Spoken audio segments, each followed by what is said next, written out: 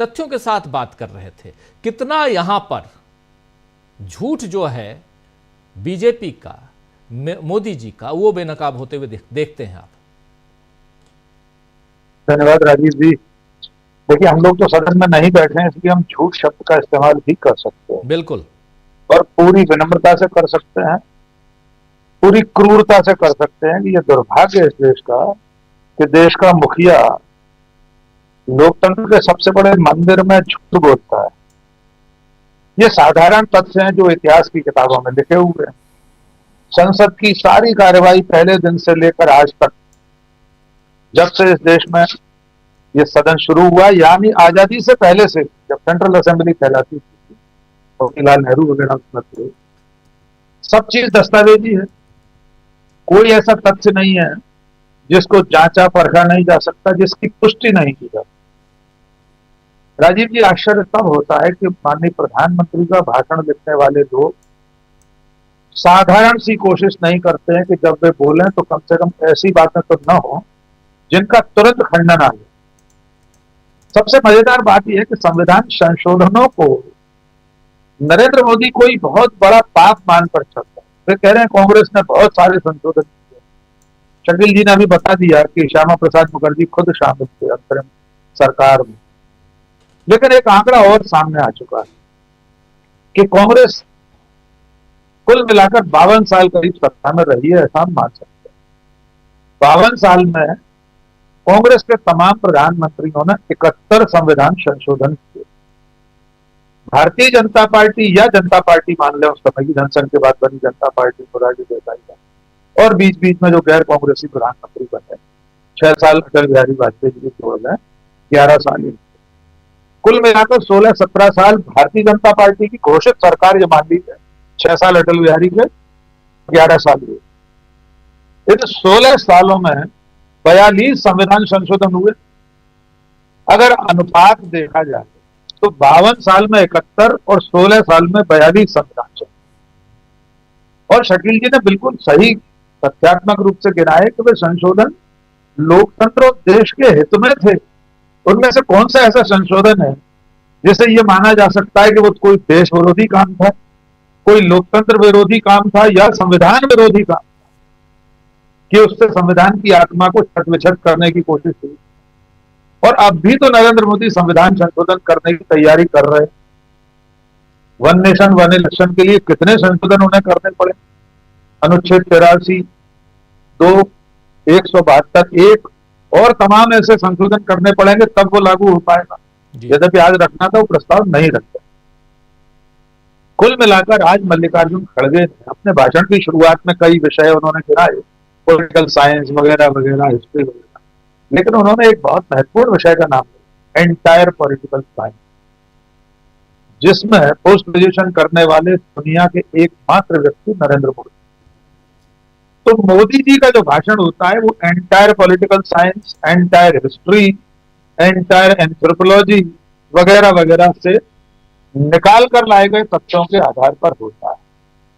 लेकिन ये चिंता की बात, ये हम लोगों के लिए प्रधानमंत्री के बारे में बात करते समय हम बिल्कुल भी उनकी खिल्ली नहीं उड़ा रहे। हम चिंता कर रहे हैं कि देश का प्रधानमंत्री ऐतिहासिक तथ्यों के साथ खिलवाड़ करने में लगा। और इसके पीछे मंशा सिर्फ इतनी है कि न तो भारतीय जनता पार्टी या उससे पहले जनता पार्टी या उससे पहले जनसंघ या उससे पहले हिंदू महासभा और 1925 में बने राष्ट्रीय स्वयंसेवक संघ, इनकी भूमिका स्वतंत्रता संग्राम में शून्य थी। वे जब भी पटेल के प्रधानमंत्री न बन पाने की बात करते हैं तो ये भूल जाते हैं कि तब भी बात तो कांग्रेस के ही नेताओं के बीच की हो रही थी कि इनमें से किसे प्रधानमंत्री बनना है। तब भी राष्ट्रीय स्वयंसेवक संघ या हिंदू महासभा का कोई आदमी इस लायक नहीं था कि वो प्रधानमंत्री बन सकता। और ये अतीत की लकीर पर लाठी पीटना सिर्फ वे लोग करते हैं जिनका इतिहास को बनाने में कोई योगदान न हो। जैसे कल जो तस्वीर सामने आई सेना मुख्यालय में, सेना प्रमुख के दफ्तर के सामने लाउंज में से पाकिस्तान के सरेंडर वाली तस्वीर हटा दी गई। ये भी वही धक्कर्म है, क्योंकि वो तस्वीर बार बार याद दिलाती है कि यह घटना तब की है जब इंदिरा गांधी प्रधानमंत्री थी। ये घटना क्या थी? ये घटना दुनिया के भूगोल को बदलने वाली घटना थी। तो अब उसको मिटाने के लिए क्या किया जा सकता है? समाज और देश की स्मृतियों में से उसे ओझल करने के लिए उस तस्वीर पर पर्दा डाल दो और एक घटिया सी पेंटिंग वहां लगा दीजिए जिसमें मिथकों के आधार पर चित्रकारी की गई। रामायण और महाभारत मिथकीय रचनाएं हैं, उसमें से निकालकर अगर भगवान कृष्ण और अर्जुन के रथ को चाणक्य नाम के किसी चरित्र का रेखांकन करके आप हेलीकॉप्टर, हवाई जहाज, बख्तरबंद गाड़ियां और पेंगोंग झील बना दें। और पांचजन्य ने आर्टिकल लिखा है, राजीव जी, बड़ा मजेदार है, मैंने नहीं पढ़ा। पांचजन्य लिखता है कि ये सेना मुख्यालय में जो नई तस्वीर लगाई गई है, जो चीन को चुनौती देने के लिए, यानी अब एक पेंटिंग चीन को भयभीत कर देगी। ये फर्जी घटिया सी पेंटिंग शी जिनपिंग की नींद उड़ा देगी आज रात को।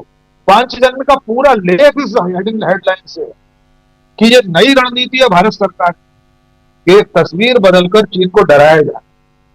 डराने वाली तस्वीर तो वो थी जिसमें दुनिया के इतिहास का सबसे बड़ा सरेंडर था, 93,000 सैनिकों का आत्मसमर्पण। वो तस्वीर पाकिस्तान को आज भी नींद हराम करके रखती है पाकिस्तान। तो कुल मिलाकर ये सरकार अतीत पर कीचड़ उछालकर, धूल उड़ाकर सिर्फ अतीत के महानायकों, देश के वास्तविक महानायकों के चरित्र पर दाग लगाना चाहती है ताकि खुद के धर्म छुप जाए।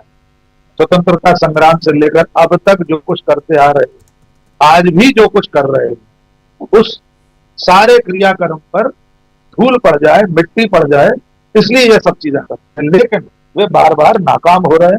मल्लिकार्जुन खड़गे का आज का भाषण और प्रियंका गांधी का वो प्रतीकात्मक बैग जिसमें फिलिस्तीन की बात है, सदन के भीतर बांग्लादेश की बात, इस तस्वीर की बात, ये सब चीजें इस बात का प्रमाण है कि कांग्रेस अपने स्टैंड पर कायम है और इस बार का सत्र बीजेपी और मोदी के लिए भारी पड़ता जा रहा है।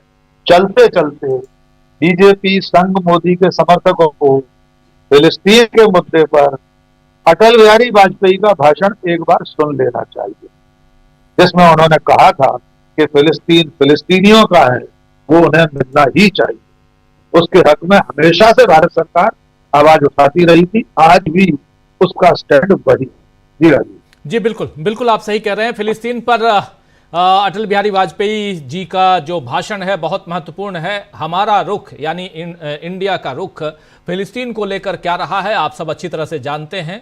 और ऐसे में प्रियंका गांधी के कंधे पर फिलिस्तीन लिखा हुआ जो बैग है वो बहुत मायने रखता है। लेकिन आज का दिन और भी इम्पॉर्टेंट, क्योंकि आज बांग्लादेश और भारत विजय दिवस और उसके साथ साथ सबसे बड़ी चीज़ कि जिस तस्वीर का जिक्र बार बार आ रहा है, उस तस्वीर को आखिर मोदी सरकार ने हटाया क्यों, ये सवाल तो उठता है। लेकिन दूसरी तरफ जब हम मल्लिकार्जुन खड़गे साहब